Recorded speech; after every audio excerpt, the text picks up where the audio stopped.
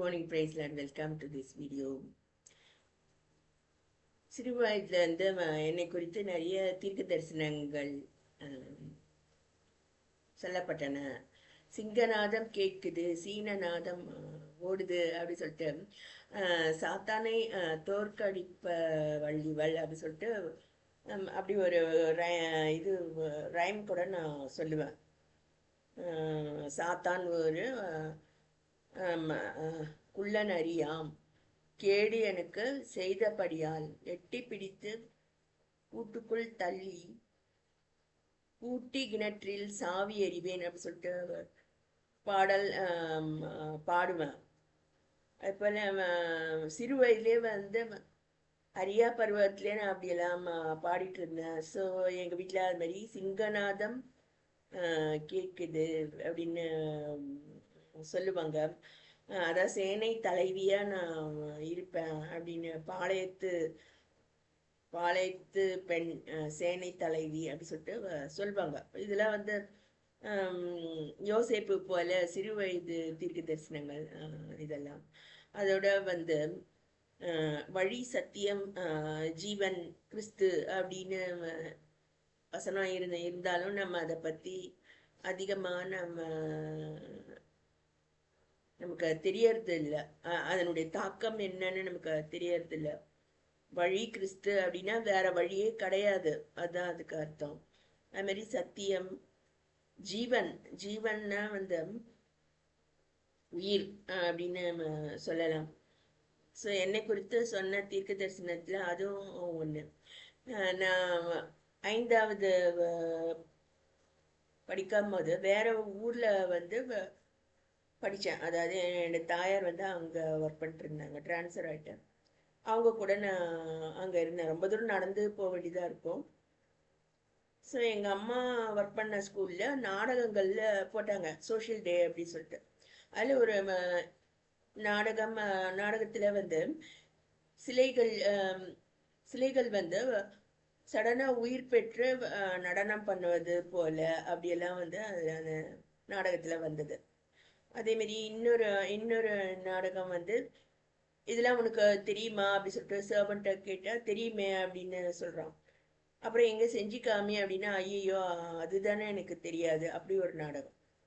அதுபோல் இதெல்லாம் எங்களுடைய ஸ்கூல் ஆசிரியர்கள் மாணவர்கள்லாம் கூட அந்த சோஷியல் டே அட்டன் பண்ணிட்டேன். அதுக்கு அடுத்த நாள் ஆசிரியர் ஒருவர் கேட்டார், உங்களுக்கு அதில் எந்த நாடகம் உங்களுக்கு ரொம்ப பிடிச்சது சொல்லும்போது பலரும் பல இதை சொல்லும்போது நான் அந்த சிலைகள் உயிர் பெறுறது அதுதான் எனக்கு ரொம்ப பிடிச்சது அப்படின்னு நான் சொன்னேன். பல பேச்சு போட்டி எது நான் அதில் கலந்து கொண்டு பரிசுகள்லாம் வாங்கிறது வழக்கம்.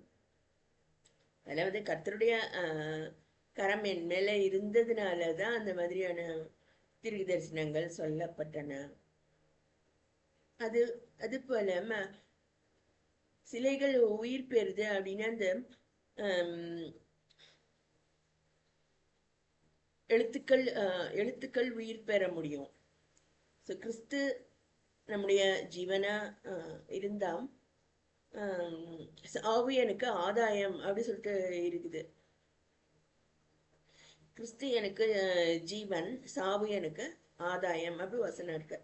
ஸோ கிறிஸ்து நமக்கு ஜீவனா இருந்தா மரணமே நம்மள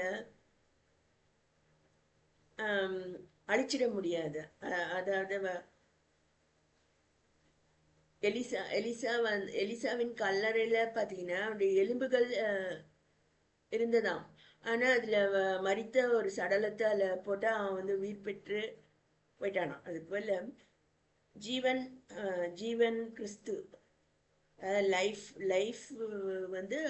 அவருடையதுதான். ஸோ பார்த்தீங்கன்னா என்னுடைய இதில் நிறைய நேரத்தில் சிலைகள் உயிர் பெறதை பார்த்துருக்கேன், எழுத்துக்கள் உயிர் பெறதை பார்த்துருக்கேன்.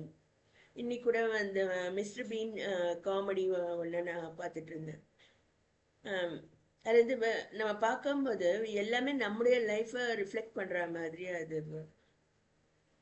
உயிர் பெற்று புதிய அர்த்தங்களை அது கொடுக்கறத நான் பார்த்தேன். அதில் ஒன்று வந்து மிஸ்டர் பீன் வந்து ஒரு ஒரு டென்னிஸ் கேம் நடக்கிற இடத்துல அவர் நடந்து போறாரு. அந்த பால் வந்து அந்த பக்கம் விழுந்துருச்சு.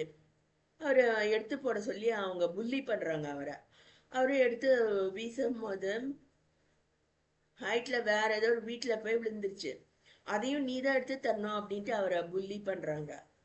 அவரும் ஏதோ மிக பாடுபட்டு ஏதோ ரோப்பை கட்டிட்டு மேல போய் நிக்கிறத பார்த்து ஒரு ஒரு லேடி வந்து தீயணைப்பு இவங்களுக்கு ஃபோன் பண்ணிடுறாங்க. யாரோ ஒருத்தர் இங்க தற்கொலை முயற்சியில இருக்காங்க அப்படின்னு சொல்லிட்டு. அவங்க வந்து காப்பாற்றும் போது அவர் வந்து எப்படியோ அந்த பாலும் அவருக்கு கிடைச்சிடுது. கிடைச்ச உடனே அவர் வந்து அதை அந்த டென்னிஸ் பிளேயர்ஸ்க்கு கொடுத்துட்டாரு. கொடுத்துட்டு அவங்க திரும்பவும் அதை அவர்கிட்ட வந்துடுது அந்த பால். அவங்க திரும்ப அவரை புல்லி பண்றாங்க. பண்ணும்போது அவர் வேற ஏதோ கெட்டு போன முட்டையை ஏதோ எடுத்து அவங்க மேல வீசிட்டு அவர் ஓடியே போயிடுறாரு. அது போல இதுல வந்து நம்முடைய லைஃப்லயே நடக்கக்கூடிய காரியங்கள் தான் அதுல காட்டப்படுது. ஸோ அதான் கிறிஸ்து எனக்கு ஜீவன் அப்படின்னா அந்த சிலைகள், படங்கள், இது மாதிரி கார்ட்டூன் எல்லாமே உயிர் பெற்று வர முடியும். அதாவது நம்முடைய லைஃப்ல நடந்த காரியங்களை அது சொல்ல முடியும். அதே போல வேதாம கேரக்டர்கள் நம்மளையே ரிஃப்ளெக்ட் பண்ண முடியும். அதுதான் கிறிஸ்து எனக்கு ஜீவன் அப்படின்னு எனக்கு சாட்சியா நான் சொல்ல விரும்புறேன்.